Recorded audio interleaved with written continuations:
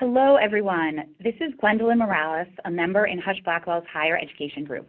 We are very excited to be talking with you today about practical advice for addressing common faculty handbook issues. Before we begin, I would like to cover a few housekeeping items. So at the bottom of your audience console are multiple application icons for your use during the program today. I would like to take just a minute to highlight a few of the key icons for you. First, if you have any questions during the webcast, please submit your question via the question box. We may have some time to answer questions during the webcast today, but if we run out of time, we will provide an answer to any outstanding questions by email. We truly appreciate audience participation and encourage you to submit questions. There is also an icon to assist with your viewing preferences. Please note that you can expand your slide area by clicking on the maximize icon on the top right of the slide area, or by dragging the bottom right corner of the slide area. If you have any technical difficulty, please click on the help icon. It has a question mark and provides information regarding common technical issues. A copy of today's slide deck and additional materials are available in the resource list icon that looks like a folder at the bottom of your screen. This program has been approved for Colorado, Illinois, Iowa, Indiana, Missouri, Nebraska, Tennessee, and Texas continuing legal education credit. Wisconsin credit is pending. To report your hours in Illinois, Indiana, Nebraska, Tennessee, or Texas, click on the CLE widget at the bottom of your screen and complete the questions. A recording of the webcast will be available tomorrow for watching and sharing. Once available, a link to the recording will be emailed to you along with the certificate of attendance. Now, joining me and featured today is Ellen Babbitt. Ellen concentrates her practice on advising public and private research universities, community colleges, and liberal arts colleges. She also works with graduate and medical programs and religious schools of different denominations. Ellen works with educational institutions in matters involving tenure, academic freedom, accreditation, ADA accessibility, and program closure. She has significant experience helping institutions draft and update faculty handbooks and codes of conduct. Ellen? Well, thank you, Gwen. So we're both very happy to be here today, and now we'd like to move to our webinar. Faculty Handbooks, 5 Common Problems and Solutions, and in our experience, it could be 5 problems or 50 problems, but the point is there's some very common threads that we want to talk about today and offer some experience on some solutions we've come up with. So we will start with going over our agenda for today. We'll start with a brief overview of some typical problems we see with faculty handbooks. We will then focus on 5 common problems and offer some practical solutions. And we will then talk about the next steps, how to implement change within your institution. Okay, so I'm going to start by, if I can turn, how do I? Sorry about that, everyone. I should be able to work a mouse. Okay, so I want to talk and ask if this sounds familiar, and if it doesn't, I think you're very lucky. It's a hypothetical that's not a hypothetical. We have a longtime tenured professor, Dr. Edgy, who's always made questionable comments in class. That's why he's edgy. He's always defended them as intended to make the students think, and it certainly does. He's never been reprimanded because the chair and the dean are concerned about impinging on his academic freedom.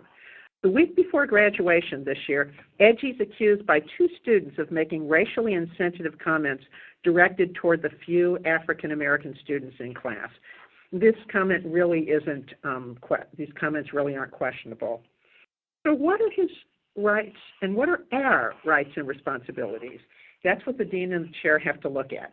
Edgy's original appointment letter states, 1, that tenure termination may only occur in situations of financial exigency, and 2, that Edgy's appointment, quote, incorporates the faculty handbook.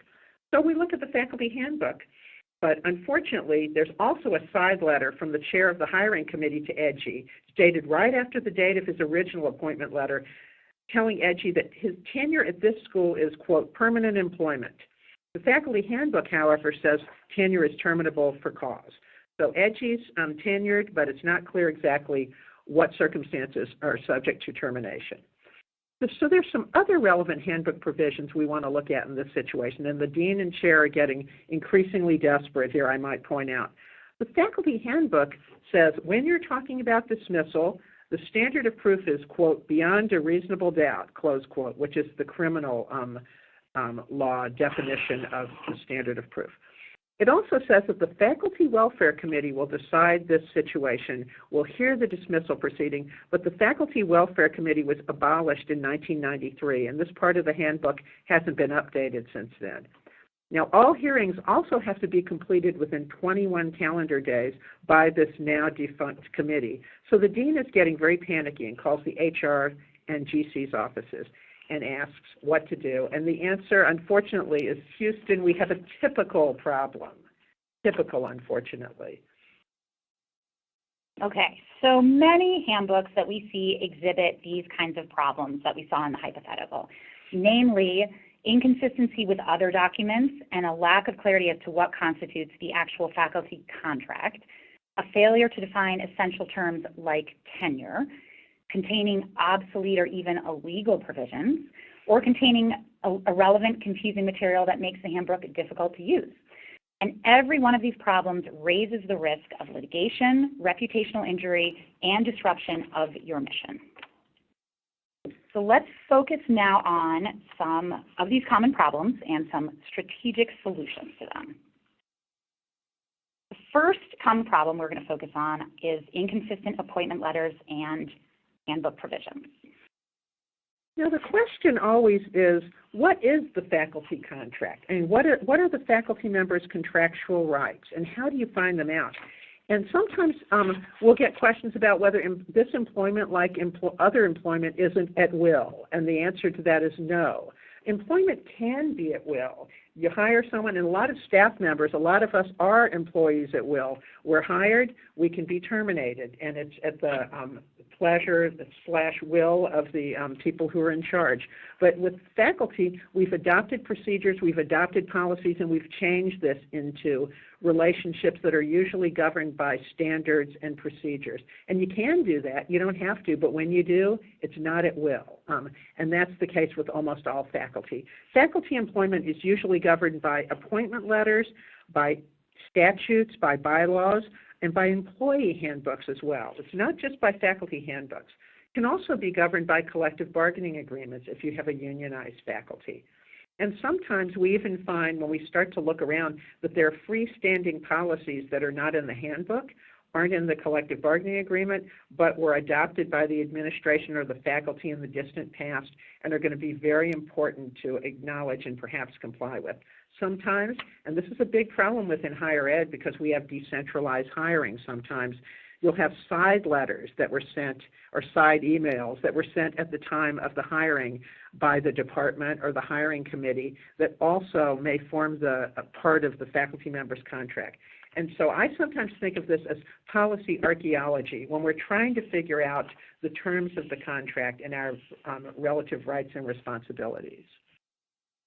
So here, what are Dr. Edgy's contractual rights in this situation? We're talking about someone who has engaged in some significant potential misconduct, and assuming that that's been investigated and we substantiated it, what are his contract rights? Well, it's going to depend upon your institution's documents, if you're unfortunate enough to be employing Dr. Edgy, your documents, and upon state law. In Illinois, for instance, where I live and do a lot of practice, in Illinois, the faculty contract may be comprised of multiple documents, and that includes what's in the faculty handbook, what's in other catalogs. Sometimes there'll be things in student-related policies or in employee handbooks that are pertinent to the faculty contract. Appointment letters are a very prime source of contractual rights, and I would actually say those should be the primary, the first point of review when you're trying to figure out what this particular faculty member's appointment is comprised of. Collective bargaining agreements, of course, if you're talking about unionized faculty, that's going to be the first point of review. But also other policies, writings, for instance, in the Edgy situation, the chair's promise of permanent employment, basically. And the important thing is absent a merged agreement, which we usually don't have with faculty. We don't usually have one very comprehensive contract document. Sometimes we do, but particularly with private institutions, very seldom.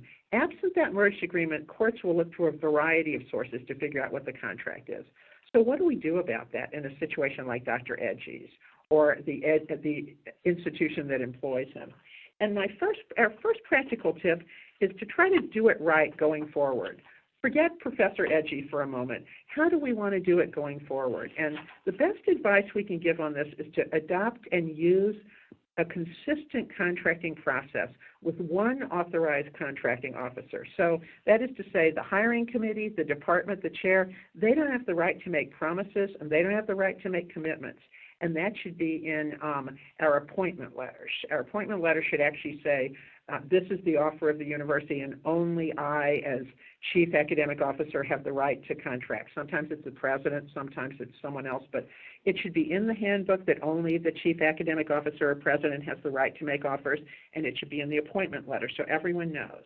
And basically, we should try to merge all rights and responsibilities into one or two documents, appointment letter and faculty handbook, that are consistent with each other, if we can. That's a good thing to do for going forward and for all your new hires. And make it clear in the appointment letter that these are the rights and responsibilities, this is what is and isn't being incorporated, and the person who's signing this thing has the only authority to make promises. That's a good practice.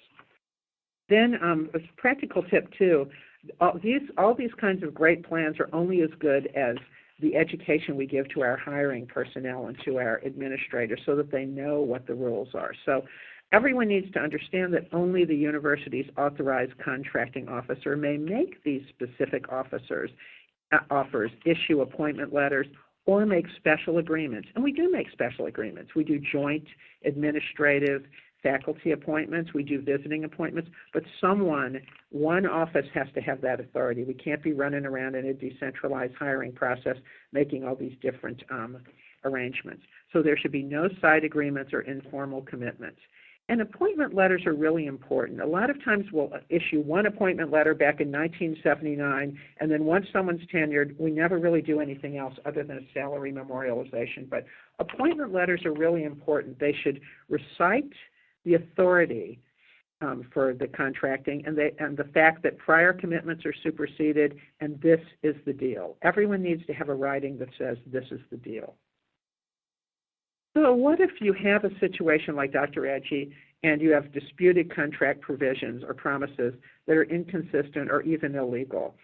And this is a very difficult situation. You will want your counsel to be looking at this very closely because you can maybe reduce the risk. You probably cannot eliminate it unless you have an agreement with Dr. Edgy or with your faculty to change the rights and responsibilities going forward. If you have a situation like this in which contract provisions or appointment letters say things that just don't make sense, the important thing is to do the right thing, as the saying goes, even if it hurts.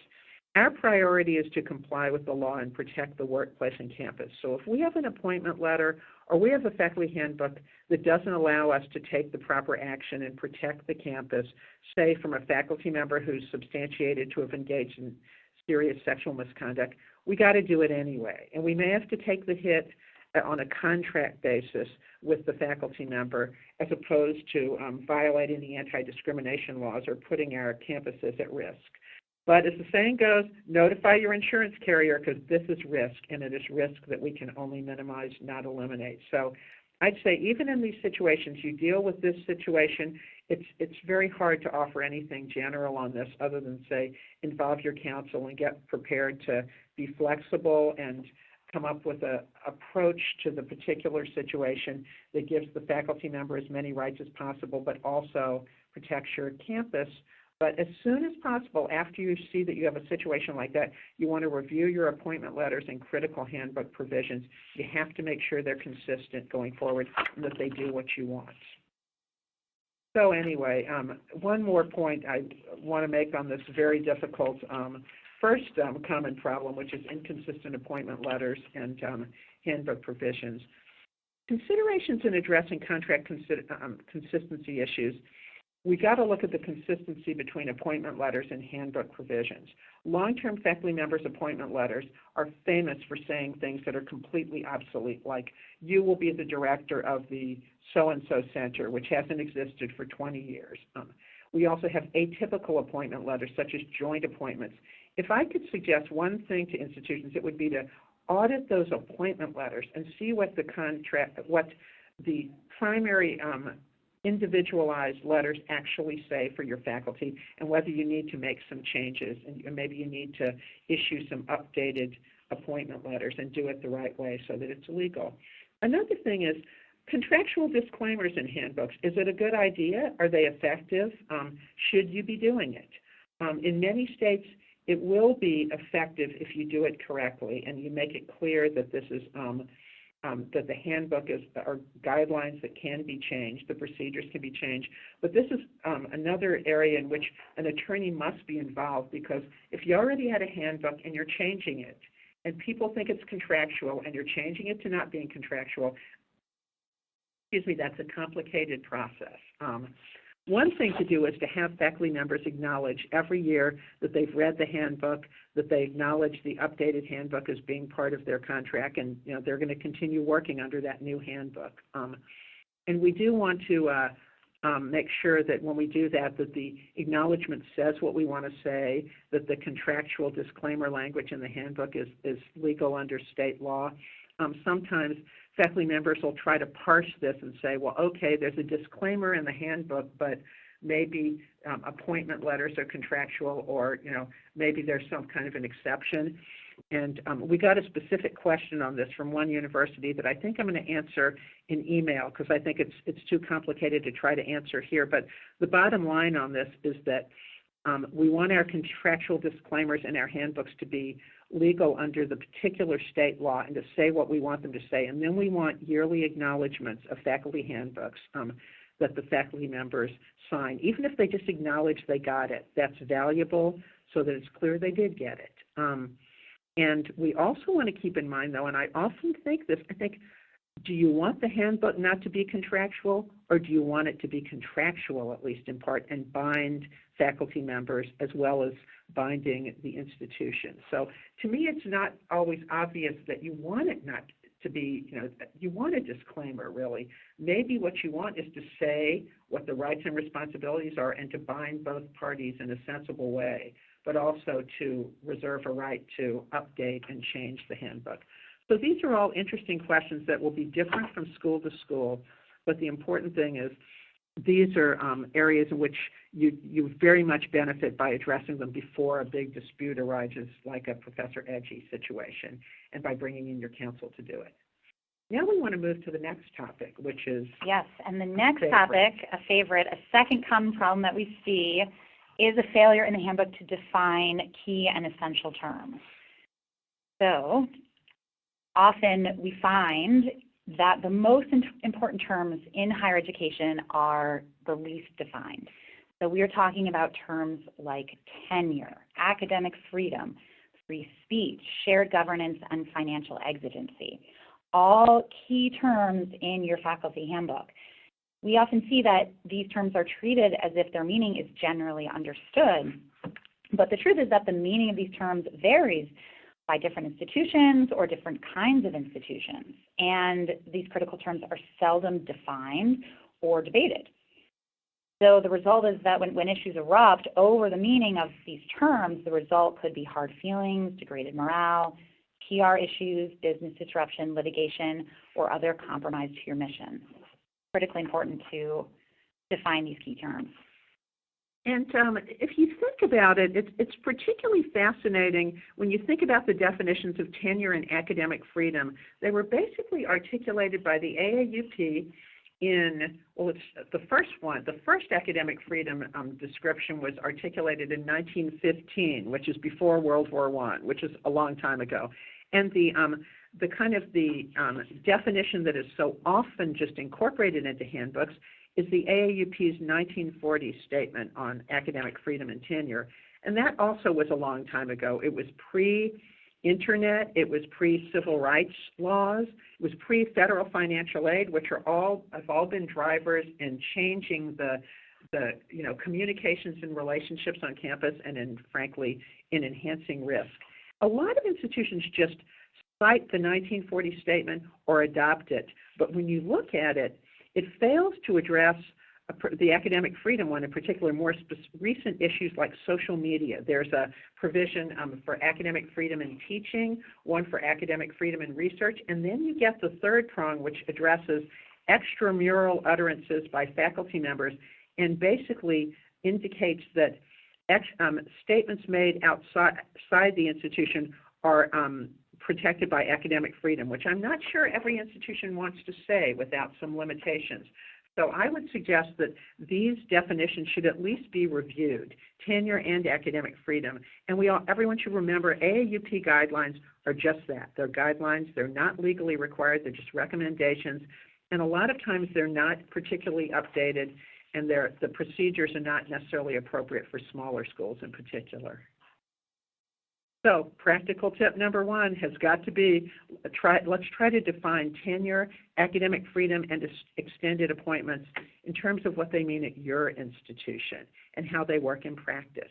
We should never assume a general understanding, in part because if you think about it, even if every person on campus understood what tenure means, people coming in, people looking at your handbook and thinking, should I apply to work there, may not understand. How could they understand what it means to us? And also, our campuses and programs are much more diverse now. We have campuses in other states, other countries, but there's not a general understanding of a lot of the most important information. So we ought to tell people, we ought to have that dialogue. And for instance, as we see from the Dr. Edgy situation, tenure is sometimes misinterpreted to excuse poor performance or misconduct. There was a concern that Dr. Edgy's tenure or his academic freedom gave him the right to say certain things in the classroom, and that's often not true. Tenure doesn't excuse poor performance or conduct, and it does not mean permanent employment, notwithstanding that side agreement. There's a lot of misunderstanding, even within one institution. Second, I'm increasingly certain that we need to give more content to the idea of shared governance and the term shared governance. This is another term that we use, and it's used as a sword or a shield on campus, but we don't ever talk about what it actually means in practice. So it would be very helpful to clarify the respective roles of faculty, administration, and board in our processes, operations, and planning at your institution, not at the other institution, but at your particular institution. And also, shared governance, it's all about what it means in processes and practice. Who investigates, who recommends, and who decides in a specific situation. And we also want to clarify how our shared governance processes, our handbook, interlocks with the collective bargaining agreement, if any. That's extremely important, and if it's not clarified, it can lead to a lot of hard feelings and confusion. And finally, it's really important for us to define free speech as opposed to academic freedom. They are not necessarily coextensive. This is a major issue within public institutions, but it's also widely misunderstood within private institutions, whether faculty members or anyone else has free speech, what it means, what the limits are. And I would say it's particularly important for religious institutions to address this because at many religious institutions, faculty members and leaders, particularly people who perform religious functions, but arguably all faculty members do, they don't have certain types of free speech, or at least it will be constrained by the need to conform to religious principles. So the question again is, what do they mean at your institution? It's important for us to define that. So let's move now to another common problem, insufficient or vague standards and procedures. So I often get this question, do we actually need all these standards and processes? Wouldn't we be better off if we just got rid of them? And to begin with, that would be hard to do, as we can all appreciate. But second, I think we do need them because of our compliance and risk management obligations. One thing that's happened, one of the many reasons why the AAUP guidelines often need a little updating before we just use them, is that we've become a highly regulated industry. We have a huge number of compliance obligations. The civil rights laws create parallel risk management obligations regarding non-discrimination. So now we need to manage not only the risk of contract violation, that is not only the risk of violating our own premises, but also the risks of discrimination, harassment, and retaliation claims if we don't treat similarly situated people equally. So we owe compliance with our own procedures, and we owe fairness. And unlike perhaps in the past, maybe 30 or 40 years ago, we have to justify our decisions, and we have to do it all the time, to juries, to agencies, to accreditors, to the public. So we need notice, clarity, and consistency in our actions and in our documentation. So yes, I think we do need standards and processes, and we need training of people in how to use them. And we have some practical tips regarding this problem about standards and processes. So our practical tip number one is to define reappointment, tenure, and promotion evaluation procedures in sufficient detail so that non-lawyers can apply them. You want to be sure to also retain the right to modify procedures or timelines for the unusual case, of course. But the key question is, can you look at the procedures as written, and can you apply them without constant legal assistance? Right, because it's supposed to be an academic decision. It's not a legal decision whether someone gets tenure or promotion. It's a decision of peers and academics. So can they apply this stuff? Number two, you want to retain the right to discipline or remediate faculty members short of what we call the nuclear option of dismissal. So this is perhaps one of the biggest missed opportunities that we see in faculty handbooks and management. Often it's not in the handbook or not understood that institutions can reprimand and discipline faculty for conduct that's short of harassment or severe misconduct violations. But it is important that the handbook detail the levels of discipline that are possible, the examples of misconduct that could lead to this discipline, and the extent of the institution's jurisdiction to impose discipline. Practical tip number three, you want to adopt realistic and effective tenure dismissal, appeal, and grievance procedures. You want these to be appropriate to the nature and the size of your institution, and not overcomplicate the procedures if you do not need to or the size of your institution doesn't call for that. The procedures should be updated, should be legally compliant based on present law, and not just to comply with Title IX, which is, of course, a big hot button issue right now. The procedures should clarify the shared governance roles in all of these processes, and they should allow for the correction of mistakes in the process. Yeah, we do find that there are that sometimes it's because our handbooks are so hard to apply, and someone just misses a procedure, or because something happens and you just can't stick to your timelines, that sometimes we'll have to go back and do things again, or we'll have to make corrections. That's one of the values of an appeal and grievance procedure. To move on to our fourth common problem of unworkable, obsolete, or illegal provisions. Okay, so most handbooks actually do have unworkable, obsolete, or illegal provisions. They might have obsolete shared governance structures. They might have termination standards, procedures, or timelines that are in clear violation of the Title IX or the ADA or other laws. They might have amendment limitations that unduly limit board discretion or that are impossible to administrate. And these, you can't afford to ignore these provisions. And Ellen, I'll ask you, why is that? Well, I'm sure everyone who's listening to this webinar would have some very good thoughts on why you don't want to ignore these kinds of problems, even though we have a lot of pressures on us to ignore them, because everybody on this call has many things to do other than to try to update handbooks. But one of the reasons we can't afford to ignore them is because once a dispute arises, we're not going to be able to change policies and procedures. Once somebody is about to get denied tenure, or someone's conduct is such that we have to move to a serious major sanction, we can't then be changing procedures without raising some real risk. And it's not just legal risk with that one faculty member. The entire faculty and the entire campus is watching us during these difficult procedures.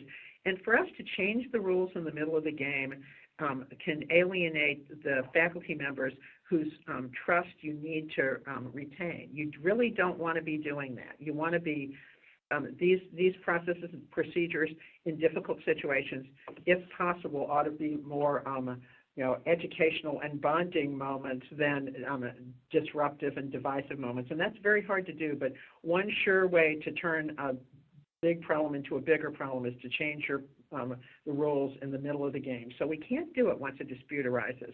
Another reason why is because sometimes the law changes or best practices change in a really significant way, and we have to be able to update things. We just can't have them stay the way they are. So we can't have amendment processes in our handbooks that make it impossible to change things and update, because what's going to happen is the board's going to have to do the right thing. They're going to have to take action, or the administration's going to have to take action, and if the handbook says it's wrong, okay, then we're going to violate the handbook, and we're going to force our board and our administration to either violate the handbook or violate the law. That's a bad situation to be in.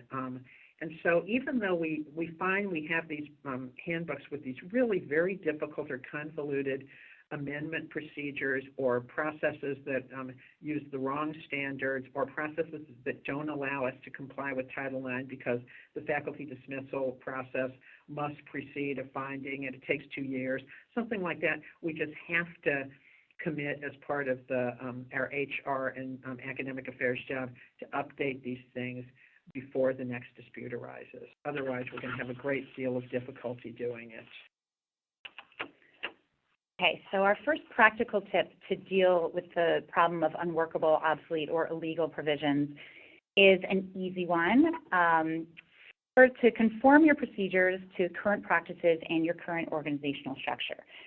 So we are not saying, and we'll address later, we're not saying to put that into your handbook, your organizational structure, for instance, but to remove structural references and organization charts from the handbook. That's an easy revision to do, a quick update, and a non-controversial one. So that's kind of the low-hanging fruit for this problem. The next practical tip we have is to ask your counsel to identify provisions that are obsolete or potentially illegal, or omissions that are risky early in any handbook amendment process. And the reason we emphasize early is because you don't want to have constituencies get involved in an amendment process and have them spend a significant amount of time and resources in making amendments that are not going to be feasible because they are obsolete or illegal. So you want to get your counsel involved early to identify those provisions before you have work on behalf of the faculty. Okay. And a practical tip that I think is difficult, but we really don't want to ignore, although we often do because it's a tough fix, is the problem of handbooks that require faculty approval for modification. Too much faculty approval, I would say. I think it's definitely appropriate that the faculty would be consulted and have some sort of vote. But provisions that require, for instance, I've seen many provisions that require that any change to the faculty handbook has to be brought forward to the faculty senate by the faculty. The administration, for instance, doesn't have any power to suggest a faculty handbook modification. That's a problem, because what are we going to do when the law changes? We got to go find some faculty member who will propose it to the faculty senate. That's not appropriate. Handbooks that require a majority vote of the faculty in order to advance the proposal to the president or the board, I don't think those are reasonable either. If you look at I don't even think that's really an appropriate interpretation of shared governance. That's a classic example of something I think slightly misinterprets what it's about. If you look at the statement on government that's in the AAUP's Red Book, and it was a joint preparation of the AAUP, the American Council on Education, and the Association of Governing Boards, and it lays out the primary responsibilities of the faculty versus the president versus the board. I don't think it's the case that the faculty has the primary decision-making authority over faculty policies, and I think that their voice is supposed to be very strong. You're supposed to respect it. If you don't like what they're proposing, you're supposed to go back and have a consultation. I'm all for the consultation model, but I don't think that it's even the case that that's how shared governance is supposed to work. The board and the administration have to have the decision-making authority over the handbook. So if you have a handbook that makes it very difficult to make these changes, I think it's important to actually engage on that and talk about why that's not okay. and change it. And if it means you have to have a faculty handbook revision process where you give a lot to the faculty and you fix some of the other problems that will directly benefit the faculty, do it, because the board shouldn't delegate away that primary responsibility, and the board shouldn't have to choose between good governance or handbook compliance, which is what we've seen, we talked about a little earlier.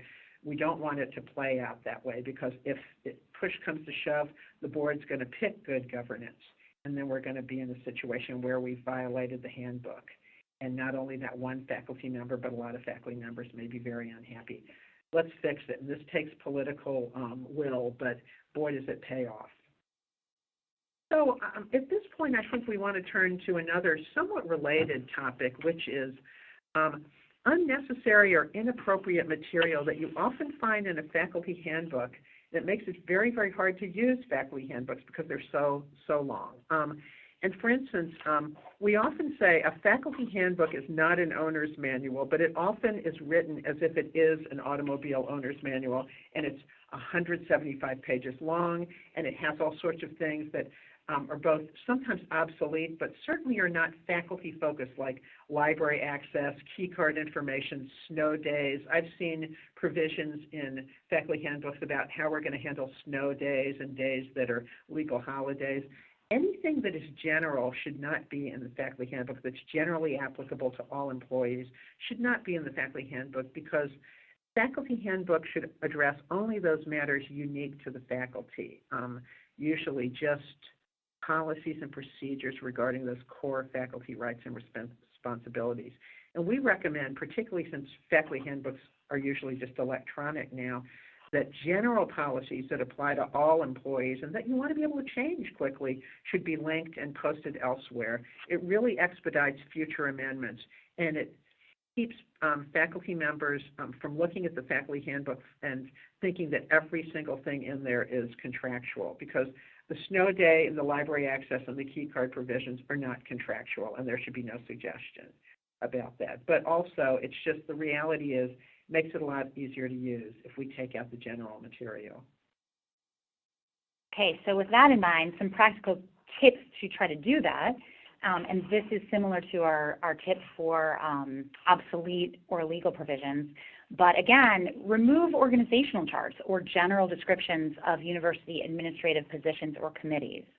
And Ellen, did you already cover why, or I may have. I mean, the reality is you want to, these things change all the time, and particularly in this area where we're doing so much restructuring and making so many strategic changes, we need to have the flexibility to change the organization of university administrative positions or committees. So these should be removed from the faculty handbook. If you want it to be informational and in close proximity to the handbook, it can be an appendix, or it can be posted elsewhere on the university's website. But there should be no question about there being a right to a specific committee or anything else like that. That's really not, that's a governance matter. That's not a faculty handbook matter. So I really, not only will this shorten up the handbook, but it also removes ambiguity about whether faculty members have a contract right to a certain type of organization of the university, which, believe it or not, we hear these arguments all the time, and there just should be no question about that. And then relatedly, another practical tip would be to remove information that primarily relates to students. So this would be information maybe about grading policies or disciplinary or academic integrity policies from the faculty handbook. Again, why would we want to? Yeah. Same thing. I mean, yeah. I guess I keep saying the same right. thing, but that's because it is the same thing. First of all, these are long policies, and they really do make the faculty handbook way too long. But also, these are primarily student-focused policies, and they involve student rights and responsibilities. They need to be subject to change on a yearly basis by the Dean of Students or the VP for Student Life. To the extent there are academic integrity policies that are common to both faculty and students, there may be a situation in which you want to have some of that in the faculty handbook, but I prefer in any situation like that to link to the academic integrity policies, because most of the time how faculty members handle students, again, is not really a contractual matter. Now, there's an academic freedom overlay, and that is sometimes a contractual matter. But as a general matter, I would always default to taking all student-focused policies out of the handbook and linking to them. And depending on the institution, you can address specific types of policies that have a strong faculty connection. But generally, that stuff should come out. And once again, you're going to knock 20 pages out of your handbook, which is very useful, because the problem with very long handbooks is people can't find the critical policies, so we just develop workarounds. Okay, and again, relatedly, our third practical tip would be to remove the nuts and bolts information that's generally applicable to all employees from the faculty handbook. And again, this would be information that is not contractual, that the institution needs the ability to change as the laws change or the needs of the institution changes. And as Ellen's been saying, removing this information that is not contractual has the helpful side effect of shortening the handbook, which makes it more usable for the provisions that are contractual and you want to be contractual. Okay, and then our last practical tip is do not paraphrase critical policies in the faculty handbook. And the reason for this is you do not want to have different versions of critical policies out there, even slightly paraphrased versions. This leads to confusion as to what is the applicable policy, and the insignificant or inconsistencies could be potentially significant when you go to apply the policy. So it's important not to try to shorten a policy and include it in a different version in the handbook. Absolutely. I think that we see this where a faculty handbook, for instance, is trying to paraphrase general sexual misconduct provisions and may paraphrase slightly differently from what's in the institutional sexual misconduct policy. This can be a very big problem when we're trying to address, faculty-student, faculty-staff issues, anything like that. It's very important with all of these EEO policies in particular, copyright, intellectual property, technology use, that we not have a paraphrased version in the faculty handbook. You can borrow from the beginning of the policy and say, it is the policy of X university to, handle our technology in a responsible way. Here's the link to our policy, and that way you can also change it as you need to update it or refine it to bring in the value of our learned experiences. But it's very important to knock out that paraphrasing, because some of the most intractable issues within higher ed have arisen from inconsistencies between the faculty handbook and other policies.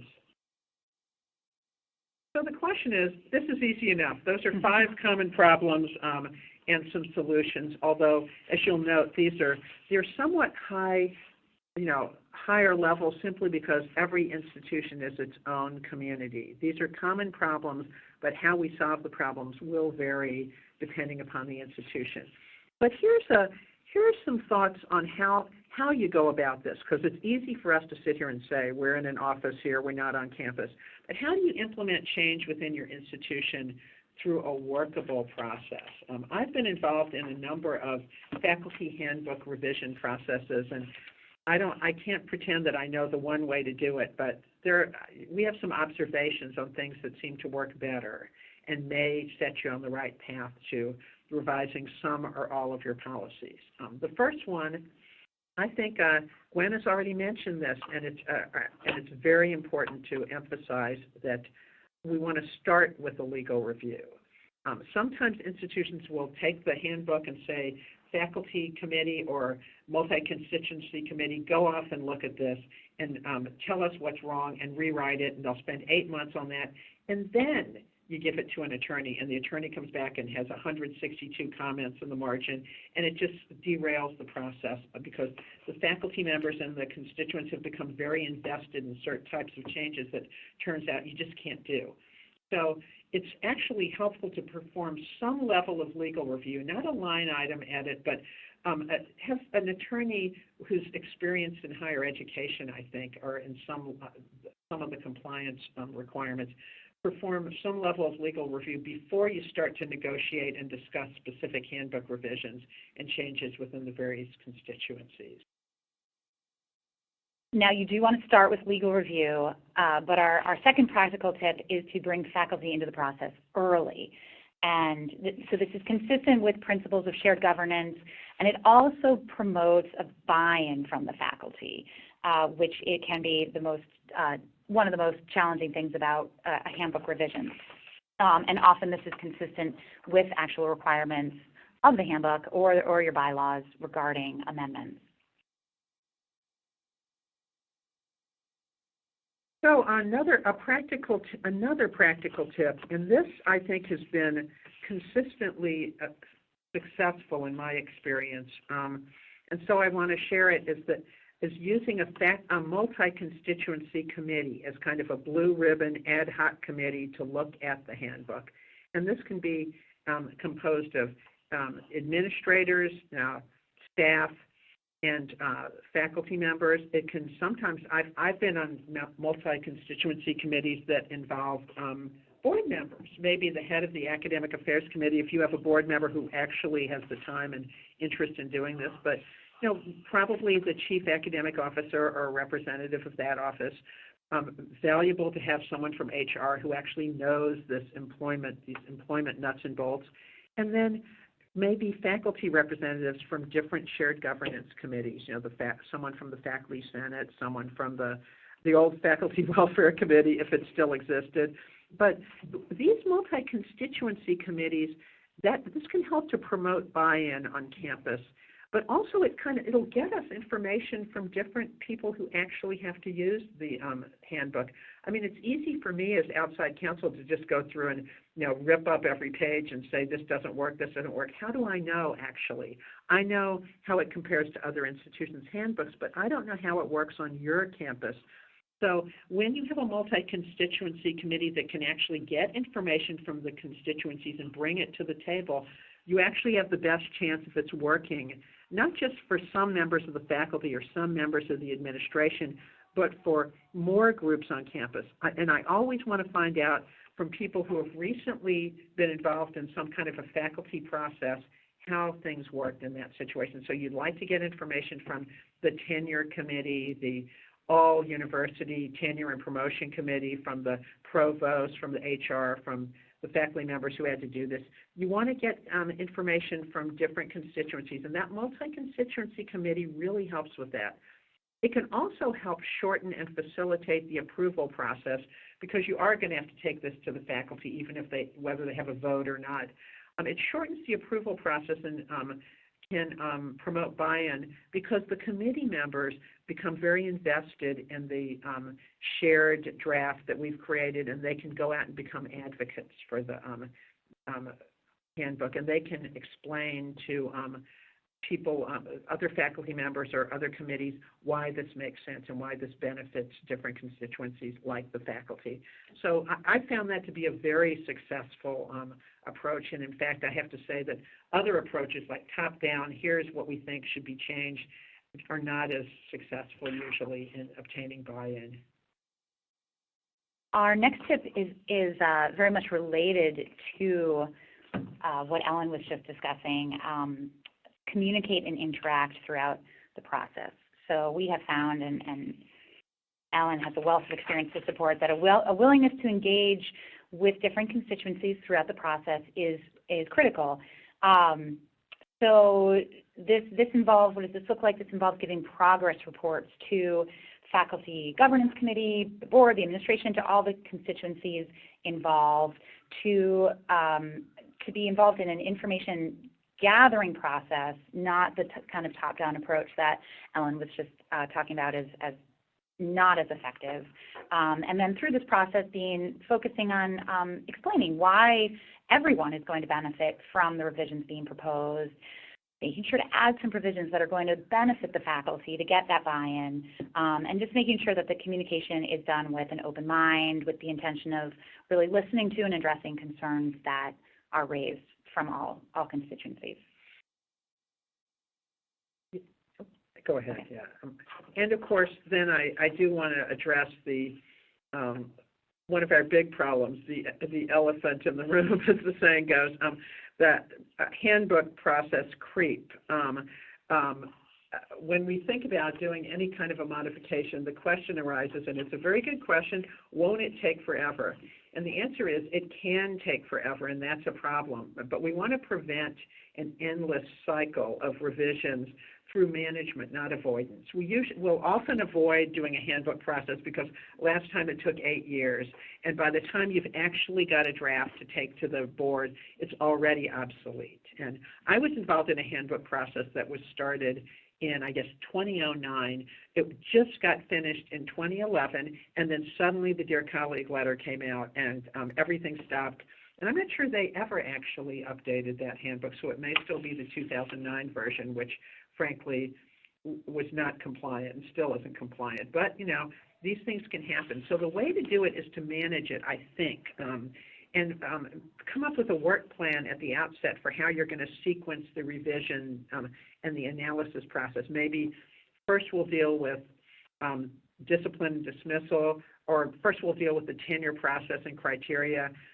We'll deal with non-reappointment this week. We'll deal with dismissal. Have it in a work plan, and make sure you would deal with these things, and be prepared to be somewhat flexible. Very few of these work plans will actually play out in exactly the schedule we want. But the point is, it's going to be done within 1 academic year. It's not going to be done within 8 academic years. We really want to do that. And having a multi-constituency committee helps because they will help move this forward. You can assign different portions of the handbook revision process or analysis to different groups, and they won't let it happen because they have things to do as well. And so I think managing it with an aggressive schedule is a better strategy than avoidance, because avoidance is going to bring us right back into these 5 common problems, which we'll find out about not when we're just reading through the handbook for fun, but when a huge dispute arises and we open up the handbook and we have something we can't use or going to have a lot of difficulty using. So with that, I think we're coming close to the end of our hour here, and we'd just like to offer a few takeaways and maybe answer a couple of questions if we have time. But takeaways here, you know, there are a lot of them, but I think I would go back to a very high-level look at this. Now, we can get all into the weeds about these kinds of problems. You know, do we define this? Do we have the proper amendment provisions, et cetera? But what we need to remember is, and those can make us just not want to do anything and throw the handbook at the wall and run away screaming. But I think an important thing to remember is that faculty handbooks and appointment letters are the common language that the institution uses to communicate our expectations, our rights, and responsibilities. It's an important moment of communication with a person who's being hired, with a person who's getting tenure, with a person who isn't getting tenure and is being, you know, non-renewed or is subject to discipline and dismissal. What we say in our handbooks and our appointment letters isn't just to protect us, it's to communicate. So we need to make sure that we're communicating in an updated, accurate way our expectations, our processes, our procedures, people's rights and responsibilities. It's about communication. So we really have to update and use effective definitions, processes, and procedures, not just to meet our legal obligations, but also to communicate our values, among other things. And periodic revision, finally, this is nuts and bolts. It's really the most cost-effective way to reduce these kinds of risks. If you do it before the dispute explodes, you're in a much better situation than trying to do it after the fact, although you will have learned a lot after the fact. But this is where an ounce of prevention is particularly valuable. So with that, I think we might have a few minutes to take a couple of questions, and we have some. If you want to, and if anyone has any they'd like to enter in the Q&A, we'll try to address them now, or we will, as Gwen mentioned, send an email to the group, to all of the participants here, and answer some questions that we've received before the session or during the session. So I have one here that I wanted to address because it came in to us last week, and it's from University X, as the saying goes, about handbook acknowledgments. And this university has a good acknowledgement at the beginning of the handbook that says basically, you know, I've read the employee handbook, probably says, and I'm not sure about this, I've read the faculty handbook or whatever the handbook is, and I understand that this may not necessarily represent all policies or practices enforced at any particular time. And there have been some, and then it has a disclaimer that says neither this handbook or any policy or practice of the university, written or unwritten, creates or is intended to create a contract between the university and the employee. But their faculty members are arguing that appointment letters are not a policy or practice and they're not within the handbook, so they do create a contract right. And I think they also, faculty members think that the disclaimer here is not clear as to the status of faculty appointment letters, whether they're a policy or practice, and whether the institution is trying to disclaim them. And I guess the answer, and I guess that's a long build up to this, we'll probably look at this again after this webinar and maybe give some further response to this. I think that it's fine to have a disclaimer here, but what you want to do is make it clear the status of faculty appointment letters. You would probably add to this and say, neither the handbook nor any policy or practice creates a contract right, which I think is what the university is trying to say. But then you might say, faculty contract rights are set forth in appointment letters, because they probably are. I don't think that university is really seriously suggesting that an appointment letter that states your salary is X for the year, or you have to do X, Y, and Z. I don't know that you want to suggest that even that is not a contract right, because then basically the faculty members they also may not have any responsibilities. I mean, I guess I'd say I would look closely at that, but one way you can deal with this is to add to your disclaimer not just what isn't a contract, but what is, or what the status of a faculty appointment letter might be. So I hope that is helpful to the institution that raised that question. And I guess I'd say that otherwise, we sometimes get questions, and I got a question about when we talk about updated provisions for handbooks, what do we see or not see that we wish were or weren't in handbooks? And I think what I would like to see, given the complexity of our compliance environment now, is provisions in our processes or procedures, for instance, tenure, promotion, or dismissal, provisions that authorize the administration to modify the procedures or extend timelines in extraordinary circumstances.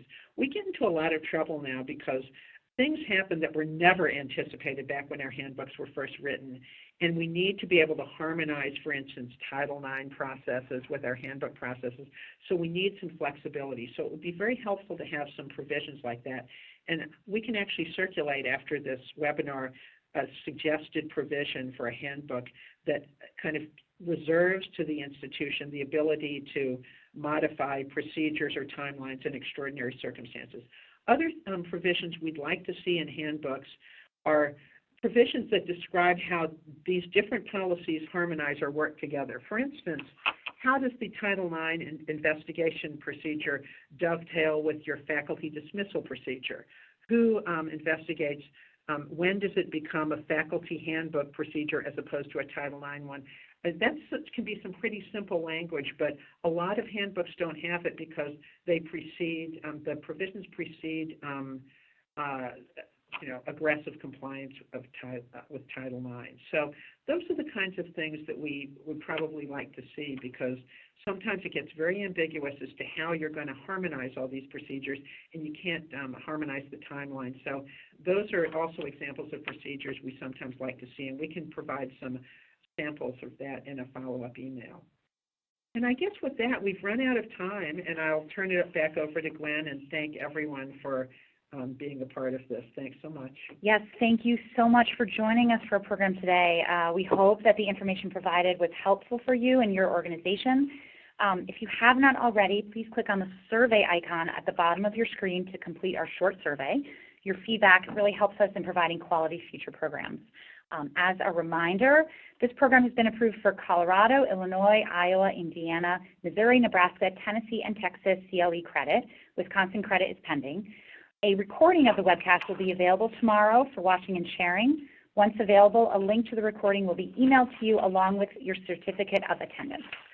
Please be sure to join us for our next webinar on November 12th on 403B compliance issues. So this concludes our webinar. Thank you so much.